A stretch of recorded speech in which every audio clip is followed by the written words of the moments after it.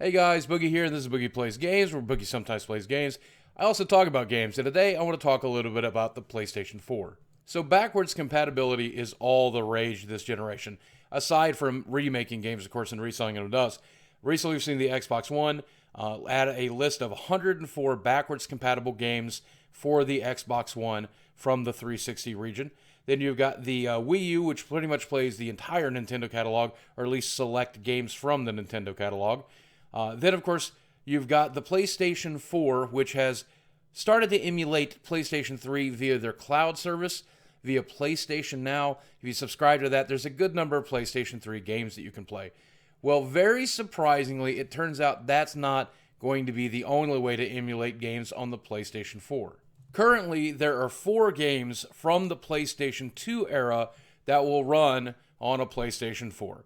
These games are Super Star Wars, Star Wars Jedi Starfighter, Star Wars Racer Revenge, and Star Wars Bounty Hunter. Now, this has been confirmed by Sony that they're not making a really big deal out of it right now. We can expect official word at the PlayStation Experience in December, but until then, here's what we know. PlayStation has basically emulated fairly well the PlayStation 2 software on the PlayStation 4.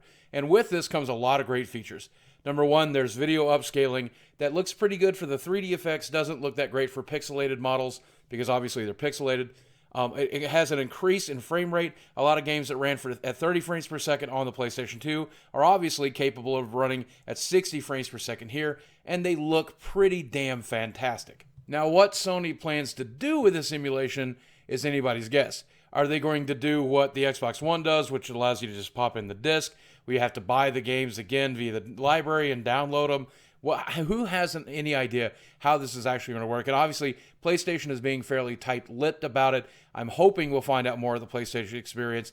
But let's talk about what I hope is going to happen. I would like to see me being able to plug in any PlayStation 2 disc and not only have it install and play via the internet, I would like to be able to eject that disc and still be able to play that game. Because here's the thing, with the Xbox One, you have to leave the disc in. But those games are from the 360 era, and people are still buying and trading and selling a lot of 360 games, and they're still very valuable to the companies that made them. There's no money to be made for the original companies that make PlayStation 2 games at this point.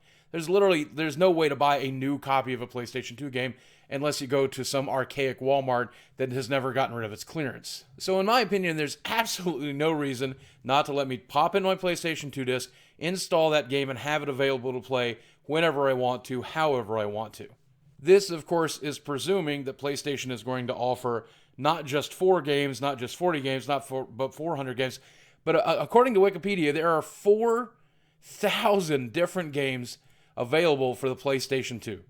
That is an incredible library. I don't know if the emulator could be able to run all of those games or promise it. I have no clue if they even want to be able to do that. It would be really, really great if you could. And if you can, throw PlayStation 1 in there too. Because a lot of you people that are too young to remember this, PlayStation has always been about backwards compatibility. The PlayStation 2 could play all of PlayStation 1 games. The PlayStation 3, at least the original release, could play a good number of PlayStation 2 and PlayStation 1 games. I would have loved it if the PlayStation 4 was backwards compatible from the get-go, as well as the Xbox One. They weren't. That's okay. It's understandable. But I'm so glad that they're working on it. Because as we've heard rumor time and time again, with cloud gaming, with streaming games, this may be the last generation of consoles ever truly created. And if that's the case, I absolutely want to make sure that I can play any game I can get my hands on. I go to the occasional retro gaming convention, and at these conventions on the sales floor, you see people buying and selling all kinds of old school games, games that are complete on the disc with no DLC and no day one patches and no bullshit, and that kind of gaming is awesome. I know it's not something that appeals to everybody because a lot of people these days just want the latest and greatest, but for the people who enjoy retro gaming, this is really important because some of that hardware is becoming difficult, in some cases almost impossible to find.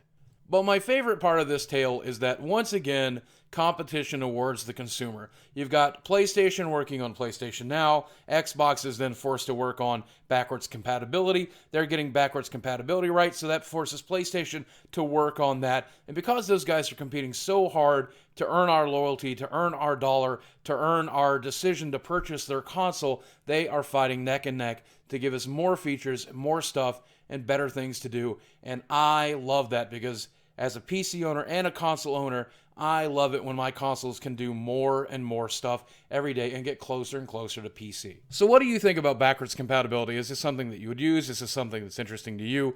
Is this something you don't really care about? I'd love to know in the comments section below. As always, thanks for watching. I love you very much. I'll speak with you again soon.